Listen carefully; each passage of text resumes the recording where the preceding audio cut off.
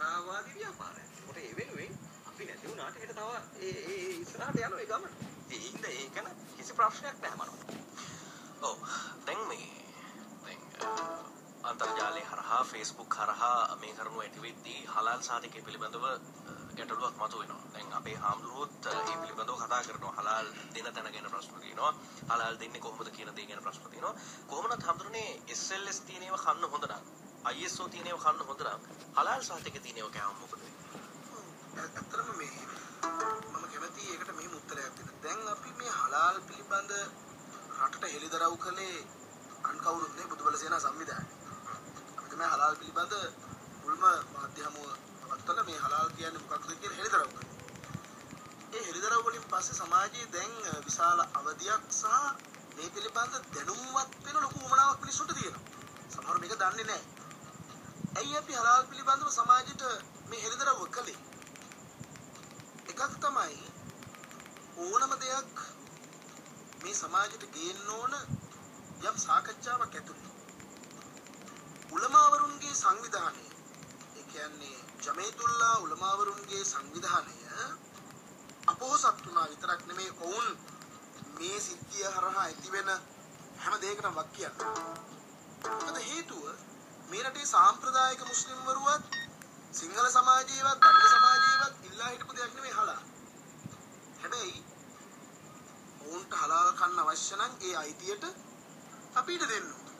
මුස්ලිම්වරුන් දෙවියන්ට කැප කළ හෝ නැත්නම් ඔවුන්ගේ බසින් කියනවා නම් පිරිසිදු මතවාදය හරි එහෙම නැත්නම් මේ අනුමත කරන ලද ආහාරය කියන කතන්දර ඒගොල්ලන්ට භුක්ති විඳින්නේ ඒක සුද්ධ අයිතියක් නේ මිනිස්සුන්ගේ.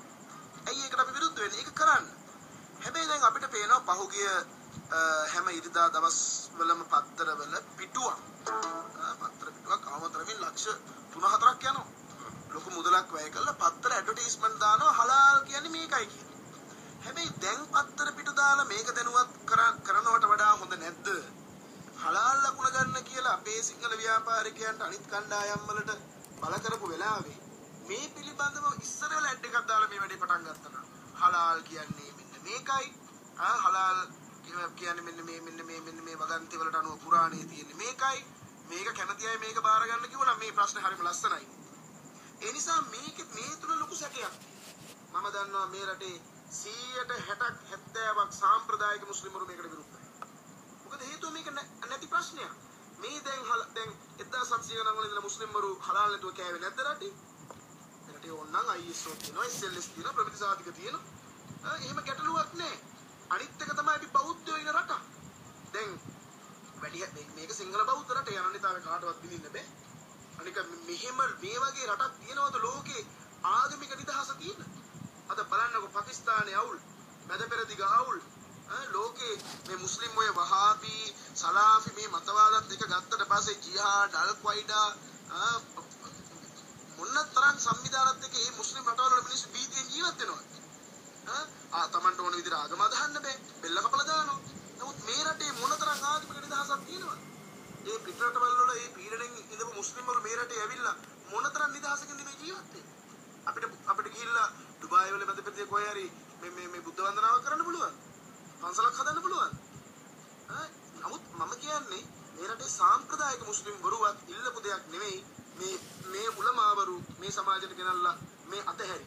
ඒ නිසා ඉදිරියේදී දැනුත් මේ ඇතිවෙන හැම ප්‍රශ්නයකටම මේ උලමා සභාවේ ඉන්න ඉහළ තැන්වල ඉන්න වහාබි සහ සලාෆි මතවාදවල ඉන්න අරාබි දේශපාලන ආගමික මතවාදයට හිරවෙච්ච අය අනිවාර්යෙන් වග කියන්න ඕන.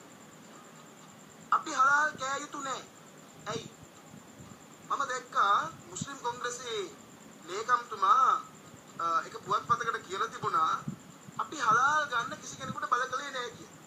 හලාල් වල ඇත්ත කතාව මේකයි කියලා. එයා කියලා තිබුණා මේ හලාල් කතාව එන්නේ ආහාර සම්බන්ධයෙන් පමණයි කියලා. ඒක වැරදි. මම දැක්කා අද වෙනකොට සිමෙන්ති කොට්ටවලත් හලාල් තියෙනවා. සිමෙන්ති කන්නේ නෑ අපි. ඒ වගේම සබන් වලත් තිබුණ හලාල්. සබන් කන්නේ අපි. ඒ වගේම ඇතැම් මේ බ්‍රෂ් වල පවා. ඉතින් මේක මිත්‍යාව.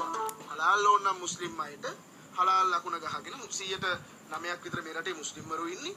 ඒගොල්ලන්ට පුළුවන් ඔය යුරෝපේ තියෙනවා වගේ ඔය තියෙන ලොකු සුපර් මාකට් වල ග්‍රොසරි වල වෙනම හලාල් ෆුඩ් කියලා වෙනම එකක් තියන්නේ. ඇයි අපිට බලෙන් බලහත්කාරයෙන් මේක කවන්නේ? අනිත් එක තමයි මේ දෙවියන්ට කැප කරපු අනුමත කරපු ඇයි මේ වෙනත් ඔවුන්ගේ ආගමික ඉගැන්වීමක් මත බෞද්ධයට බල කරන්නේ? දැන් මේක වැඩිපුර ඉන්නේ සිංහල බෞද්ධයෝ කියලා අපිට පුළුවන් නේ. රයිට් රටේ වැඩි හරියක් හොඳයි, පන්සල් හදන්නත් හොඳයි, ආදායමක් ලබන්නත් හොඳයි. අපිත් අඳුනලා දෙනවා ලකුණක්. ස්වස්තිකේ හරි ධර්ම චක්‍රේ හරි මේක ගන්න. මේක බුදුන්ට අනුමත කරපු ආහාරය. මෙතන මේක අපි කියමු සරලවම ගොත් මේක පිරිත් කරලා තියෙන්නේ. අපිටත් පුළුවන් දෙන්න එන්න. ඒ නිසා මේ නැති අන්තවාද ගෙනල්ලා මේ සමාජය අවුල් කරන්න එපා.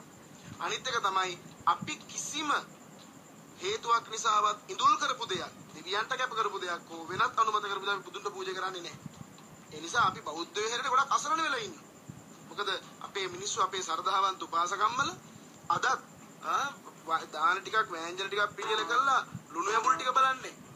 ඉඳුල් කරලා බුදුන්ට පූජා කරන්නේ නැහැ. ඒ නිසා මේ වෙනත් ආගමික ඉගැන්වීමක් මත මේක කරන්න ගියාම බෞද්ධ විහාරයට අපේ අයිතිය උල්ලංඝනය කරලා තියෙනවා. හලාල් ඕන නම් පිටරට යවන බඩු වලට ඒ ප්‍රොඩක්ට්ස් වලට අවශ්‍ය නම් ඒක හලාල් ලකුණෙන් යවන්න. ඒ වගේම මේ රටේ මුස්ලිම් වරුන්ට දැන් හලාල් ඉල්ල හිටනවා නම් ඒක ඒ ප්‍රජාවගේ අයිතියක් මේක. ඒගොල්ලන්ගේ ආගමික ඉගැන්වීම නම් ඒක කරගන්න. හැබැයි සංවාදිකින් තොරව අර හොරෙන් දැන් අපිට පේනවා සමහර තැන්වල ඔය මේක තමයි ප්‍රශ්නේ. මේ මූලධර්මවාදී කල්ලි ඇවිල්ලා නැති ප්‍රශ්න දැන් විශාල ප්‍රමාණයක් හදලා තියෙනවා. දැන් මම කිව්වේ ලංකාවේ ලොකුම පල්ලි හදනවා දැන් හැමතැනම. හැබැයි මේ පල්ලි හදන්න මේ අරාබි වසන්තයත් එක්කන මේ මුදල් කොතනකවත් මේ රටේ මුස්ලිම් දරුවන්ට ඉස්කෝලයක් හදන්න බෑ කියලා තියෙනවද? දුප්පත් මුස්ලිම් දරුවන්ට ඉස්කෝලයක් හදන්න උන්ගේ අධ්‍යාපන තත්ත්වේ එහෙම කරන්නේ. ඒ නිසා මෙන්න මේ අනතුර මම වගකීමෙන් කියනවා මේ හලාල් පිළිබඳ මේ කතන්දරේ ගෙනාපු කෙනත් අනිවාර්යෙන් අරාබියේ පඩි ලබන කෙනෙක්මයි. ඒ නිසා අපිට තොරතුරු වාර්තා වෙලා තියෙන උලමා සභාවේ ප්‍රශ්න කරන්න ඕනේ මේ රටේ සාම්ප්‍රදායික මුස්ලිම්වරු. අපි අනන්තවත් දැකලා තියෙනවා ඔවුන්ගේ අනේ අවුරුදු උත්සව කාලේට අර මේ නෝම්බි අල්ලලා ඒ චාරිත්‍ර ඉෂ්ට කළා ඔවුන් ඒ කටයුතු සමරන්න අනන්තවත් මම දැකලා තියෙනවා මුස්ලිම් සාම්ප්‍රදායික මුස්ලිම්වරු දුප්පත් මේ උකස් බඩු කඩවලට ගිහිල්ලා මේ තමන්ගේ බඩු උකස් කරනවා. එතකොට උකසට ගැනීම, උකසට තැබීම, පොලියට සල්ලි දීම, පොලිය ගැනීම මේ ඔක්කොම විරුද්ධයි නේද? ඒතර අපිට පේනවා මේ රටේ සාම්ප්‍රදායික මේ කොච්චර මේ සාම්ප්‍රදායික මුස්ලිම්වරු ඉන්නවද මේ හරාම් කියලා කියන්නේ පා කියපු එකනේ. කොච්චර සාම්ප්‍රදායික මුස්ලිම්වරු ඉන්නවද අවුරුද්ද සමරන්න තමන්ගේ කනකර බඩු උකස් තියෙන. එහෙව් රටක 30 කෝටියක් ගෙනව හරක් මරන. එහෙව් රටක ලෝකෙ ලොකුම පල්ලි හදනවා හතර වටේ. ඒ නිසා මෙන්න මේක හරි භයානකයි. ඒ නිසා සාම්ප්‍රදායික මුස්ලිම්වරු අද උලමාවරුන්ගෙන් ප්‍රශ්න කරන්න ඕන. දැන් අපි සිංහල සමාජයෙන් ප්‍රශ්න කරගෙන යන්නේ එක දේවල් වලින්. ප්‍රශ්න කරන්න ඕන උලමා සභාවට මෙච්චර සල්ලි එන්නේ කොහෙන්ද? මේ සල්ලි වලින් මොකද්ද කරන්නේ?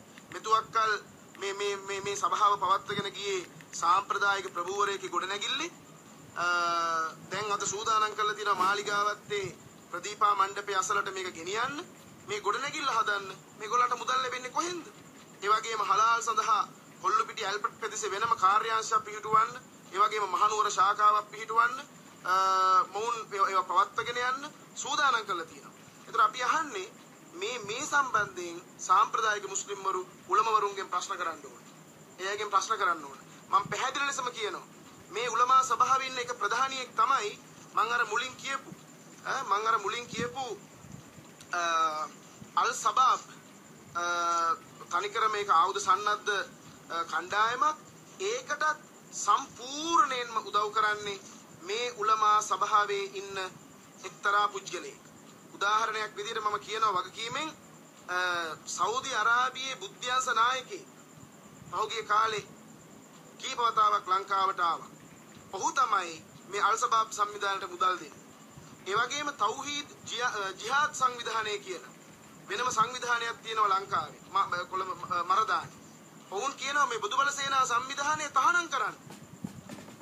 මේ වහාබි සහ සලාෆි මතවාදයෙන් සන්නද්ධ වෙච්ච තරුණ කල්ලි. ඉතින් මේක කොච්චර අනතුරක්ද? දෙයනේ හාමුදුරුවෝ හැටියට අපි මේ කතා කරන්නේ මේ රටේ සිංහල ජාතියට වැඩිපුර ආදරයකින් කියන එකකින් නෙමෙයි. අද අපි ඉන්නේ දියුණු සමාජයක. අද තියෙන දේවල් බෙදා හදාගෙන වෙන් වෙන්න බැරි සමාජයක අපි ඉන්නේ. ඒ නිසා මේකේ තරංගයක් නැහැ. හැබැයි මේ රටේ කලින් අපිත් එක්ක ඉතාම සහෝදරත්වයෙන් ජීවත් වෙච්ච මුස්ලිම් ප්‍රජාව, දෙමළ ප්‍රජාව, මේ සහෝදරවරු මේ රටේ සිංහල සංස්කෘතිය පිළිගත්තා. මේක බෞද්ධ සංස්කෘතියේ තියෙන රටක් කියලා පිළිගත්තා. ඒ අනන්‍යතාවය පිළි අරගෙන තමයි ඔවුන් මේක අපූර්වට වැඩ කළේ. හෙටත් මේ රටේ සමහර වෙලාවට මුස්ලිම් ජනාධිපති කෙනෙක් එන්න පුළුවන්. හැබැයි ඒ මුස්ලිම් ජනාධිපති වෙන්න නම් මේ රටේ මුස්ලිම් වරයෙකුට ඔහු අනිවාර්යෙන්ම සිංහල බෞද්ධ සංස්කෘතිය පිළිගත්ත කෙනෙක් වෙන්න ඕනේ. ඒක වෙන්න පුළුවන්.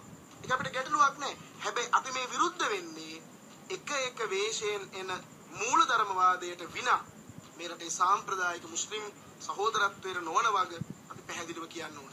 ඒ විරුද්ධව යන ගමනේදී අපිට පේනවා නිකන් අපි මේ වචන කිව්වට කමක් නැහැ. මේ මං කියන්නේ මේ වචන කියනකොට නිකන් මේ මෝඩ චූන් නිකන් මේ හරසුන් වීරයෝ දැන් මිට බිහි වෙනවා. මේ වෙලාව අපි වගකීමෙන් කියමු අපේ ආදරණීය දරුවන්ට මම දන්නවා මේ ලේ වලට ලොකු වේදනාවක් තියෙනවා මේ වෙලාවේ. මේ ප්‍රශ්න නැති කර ගන්න ඕන.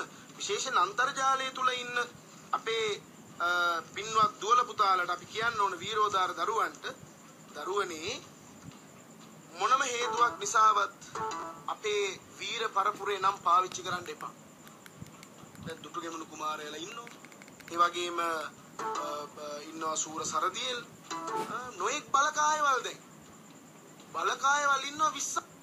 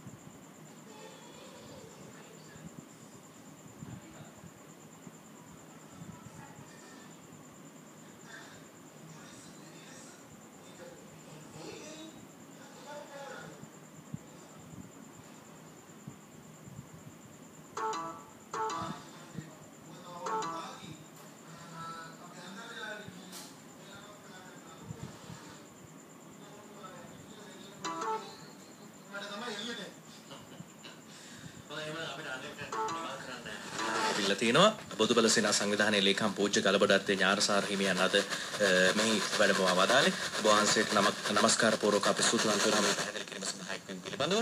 නිලෝප බලංගල කණ්ඩායමට ඔබට ස්තුතියි. යම් තැන්වලින් යම් දේවල් මතුවෙනවා. එය සමාජයට ඉදිරිපත් කිරීම, ඒවට විසඳුම් සෙවීම ඒ සඳහා ඉදිරිපත් වන පාර්ශ්වයන් සිදු කරනවා. ගැටම් වෙලාවල් වලදී අපි දකිනවා ඔවුන්ටත් යම් චෝදනා එල්ල වෙනවා. ඔවුනුත් උත්සාහ කරන්නේ ඒවයින් මිදෙන්න. කෙසේ හෝ කිසිදු කෙනෙකුට කරදරයක් නොවන ආකාරයට යහපත් ලෙස සියලු ප්‍රශ්න විසඳේවි කියන විශ්වාසය අපිට තියෙනවා. ඒ බලාපොරොත්තුවෙන් අපි අදට net fm unlimited තුලින් සමුගන්නවා. ලබන බදාදා දිනේ තමයි මේ බලාපොරොත්තු ඇතිව. සුබ රාත්‍රියක්.